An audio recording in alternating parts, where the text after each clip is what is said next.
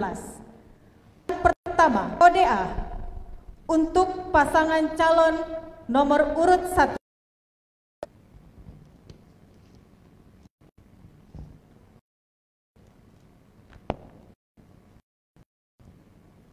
Saya bacakan soalnya.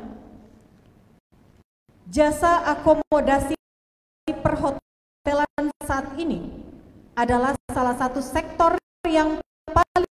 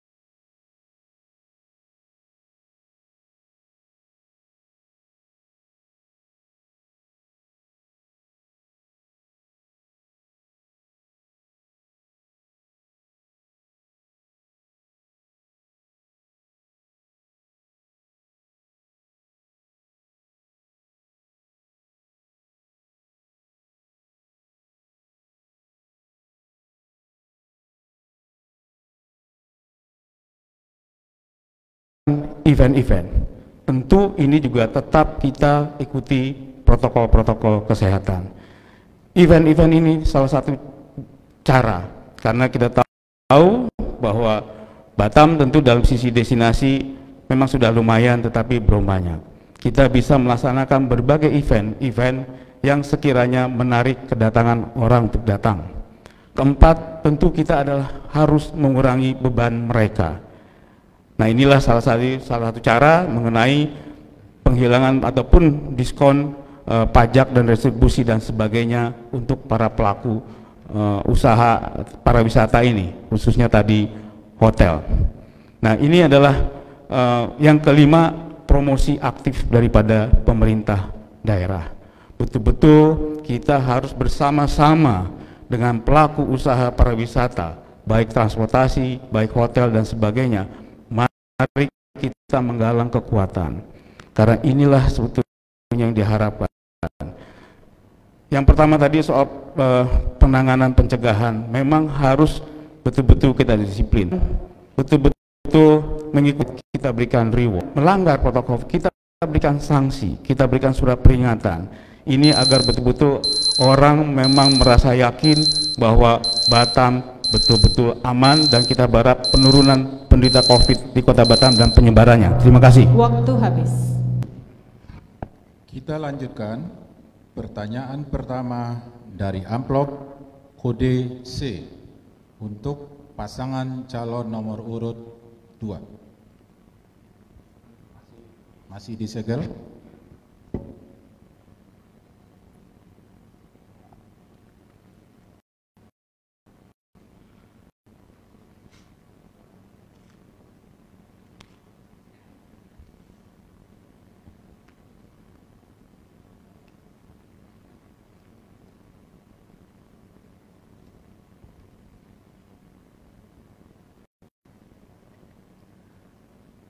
Peraturan Pemerintah Nomor 62 Tahun 2019 menetapkan Wali Kota Batam sebagai ex officio Kepala BP Batam. Dengan ini diharapkan investasi dan pertumbuhan ekonomi dapat terus tumbuh serta mengurangi permasalahan yang menyangkut hajat hidup orang banyak. Di antaranya persoalan tanah, kampung tua, dan UWTO bagi warga masyarakat yang memiliki lahan di bawah 150 meter persegi. Pertanyaan, bagaimana strategi dan langkah konkret paslon menyikapi dan menyelesaikan permasalahan ini? Durasi waktu 2,5 menit. Waktu dihitung ketika Anda mulai berbicara.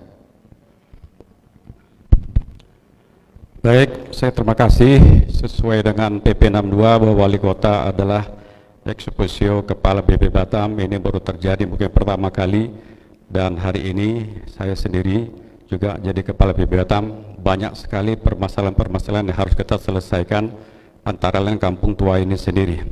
Kampung Tua adalah terletak di Kota Batam yang semua kita juga tahu bahwa HPL di Batam adalah diserahkan kepada BP Batam. Maka tentunya Kepala BP Batam yang mungkin bisa mengambil kebijakan sehingga semua permasalahan-permasalahan tanah terutama Kampung Tua bisa terselesaikan. Saya sudah menyelesaikan lebih kurang 7 titik Kampung Tua dan sertifikat sudah kita berikan lebih kurang 1.852 sertifikat sudah kita serahkan. Artinya apa? Artinya semenjak saya menjadi Kepala BP Batam kita coba menyelesaikan. Yang kedua, kalau kita bicara mengenai mungkin tanah di Kota Batam yang 150 meter tadi, saya kira ini adalah bukan kebijakan tapi perintah Pak Presiden kepada kita bahwa yang 200 meter ke bawah perintahnya harus segera diselesaikan sehingga nanti WTO mungkin menjadi 0. Sebelum saya cuti kemarin saya sudah menandatangani SK Perka Kepala BP Batam bahwa Kapling siap bangun yang sertifikat telah kita berikan, kita akan nolkan WTO-nya sehingga masyarakat bisa menikmati bahwa bebas WTO tapi bukan hak milik untuk Kapling siap bangun ini. Pakailah nomor tambah. Saya kira yang kedua, yang ketiga Bapak Ibu sekalian, soal lahan Kampung Tua dan KSB ini banyak sekali permasalahan. Mungkin tentunya kita akan coba berkoordinasi sebagai Wali Kota dan Kepala BP Batam. Kenapa demikian? Karena Kampung Tua hari ini banyak PL-PL yang sudah terbit, sehingga ini perlu duduk bersama sehingga nanti permasalahan betul-betul bisa clear. Saya tidak akan membicara ke belakang bagaimana penyelesaian, tapi ke depan yang harus kita dudukkan. Kenapa? Karena kehidupan sudah sangat susah, sehingga masyarakat betul-betul harus kita bantu, tidak menambah beban kehidupan masyarakat itu sendiri. Demikian, terima kasih.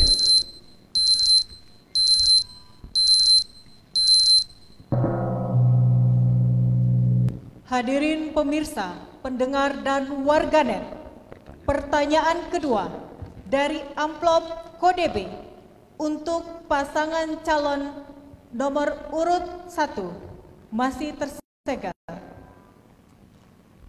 Kami buka.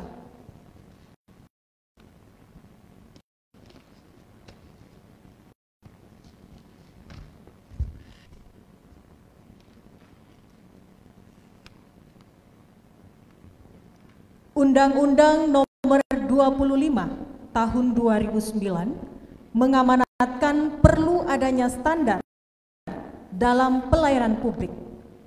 Hal ini dimaksud agar terwujudnya kenyamanan, prosedur yang transparan, dan ketepatan waktu bagi masyarakat dalam berurusan, serta terhindar dari pungutan liar. Pelayanan ini menjadi urgent manakala dihubungkan dengan sistem pelayanan modern di Kota Batam yang berbasis IT dan digital. Pertanyaannya, bagaimana strategi paslon dalam meningkatkan dan mengembangkan inovasi pelayanan berbasis IT dan digital bagi masyarakat di Kota Batam hinterland? Durasi waktu 2,5 menit. Waktu dihitung ketika Anda mulai berbicara. Terima kasih. Kita tahu bahwa di daerah hinterland itu saat ini masih banyak yang tertinggal dari sisi listrik dan juga akses komunikasi. Tentu yang pertama kali adalah kita harus menyediakan, membangun mereka fasilitas internet ataupun listrik yang memungkinkan mereka bisa mengakses teknologi digital ini dengan baik.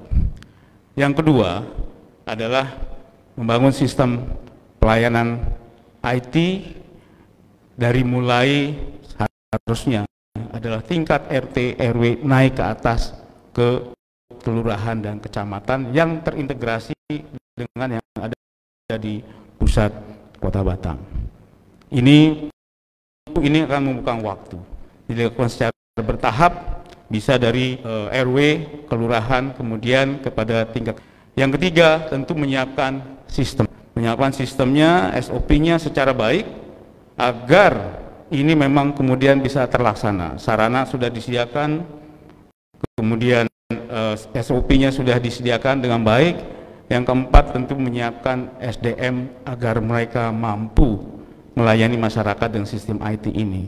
Jadi tentu ada berbagai pelatihan yang harus dilakukan kepada para penyedia jasa dari tadi RW, kelurahan dan camat, termasuk aparat-aparat di sana. Yang kelima adalah mengedukasi masyarakat. Betul-betul mengedukasi masyarakat bahwa mereka harus tahu ada pelayanan yang baru seperti ini. Dan mereka juga tentu harus diberikan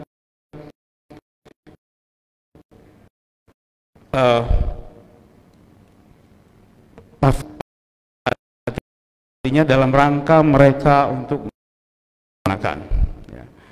Penting Kota Batam menjadi kota cerdas. Yang terakhir adalah menetapkan standar-standar tadi secara yang KTP harus 2 hari atau 3 hari sudah harus selesai sampai diterima oleh mereka. Jadi pelayanan standar-standar ini atau yang disebut dengan NSPK dan sebagainya harus sudah duduk dan disosialisasikan kepada masyarakat. Terima kasih. Hadirin, kita masih berada pada segmen kedua tema pertama. Kami lanjutkan dengan amplop D untuk nomor urut 2. Masih disegel.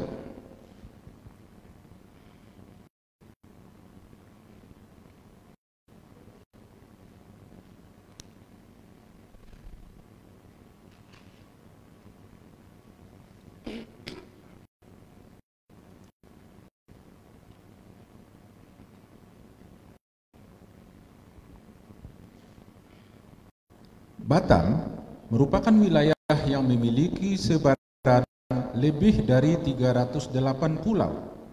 Kondisi ini menyebabkan penyebaran tenaga medis, fasilitas, dan pelayanan medis antara dan hinterland di Kota Batam belum optimal. Ditambah lagi situasi pandemik COVID-19 yang akhir. Bagaimana pasangan calon dalam mengatasi COVID-19 serta akan penyediaan fasilitas pelayanan dan tenaga medis baik mainland maupun hinterland. Durasi jawabnya 2,5 menit. Waktu dihitung ketika Anda mulai berbicara. Baik, terima kasih Bapak Ibu sekalian. Kalau kita bicara COVID, tentu pasti rumah sakit atau klinik akan menjadi sasaran. Rumah sakit pemerintah ataupun swasta ini sesuai dengan keputusan Pak Gubernur. Semua awal Kota Batam, yang pertama itu sebetulnya bagaimana kita menyisir seluruh masyarakat Kota Batam sehingga nanti kita tahu siapa yang sakit, siapa yang tidak. Tapi ada kendala karena pada waktu itu anggaran mungkin jadi masalah, dan ke depan ini juga akan jadi masalah anggarannya. Kenapa? Karena COVID melanda, seluruh pendapatan asli daerah ini hampir setengahnya hilang. Maka ke depan tentu kita akan mengajak atau melapor pada atau menyampaikan pada Pak Gubernur agar ada kerjasama tentang penanganan COVID ini sendiri. Batam pulau cukup besar, tapi saya cukup bangga karena puskesmas cukup banyak di daerah hinterland dan pustu juga cukup banyak, sehingga hari ini di pulau sama-sama kita lihat, sama-sama kita dengar yang kena COVID mungkin tidak terlalu banyak, apalagi 2 pulau yaitu Rempang, Pulau Galang, saya kira masih daerah hijau yang tidak COVID-nya. COVID hari Batam, ada kendala yang kita hadapi hari ini, tidak semua biaya COVID ditanggung oleh pemerintah dan sebagian ditanggung oleh kita daerah Kota Batam. Selain lasteran oleh calon wali kota kami tadi, yang juga tidak kalah pentingnya adalah bagaimana membangun kesadaran protokol kesehatan itu. Sebagai ketua harian beberapa waktu yang lalu, kami sudah keliling di berbagai tempat, sudah mengunjungi pasar, sudah ke bandara, sudah pergi ke pelabuhan, bahkan ke rumah ibadah. Dan kami mendapatkan kenyataan bahwa tidak semua di antara kita yang perlu itu. Sementara belum ada antivirusnya atau vaksinnya, maka untuk hal saya kira yang menjadi betul-betul prioritas oleh masyarakat, oleh kita semua, bagaimana agar sebaran itu bisa diputus mata rantainya, dan itu dengan untuk menerapkan protokol kesehatan. Terima kasih.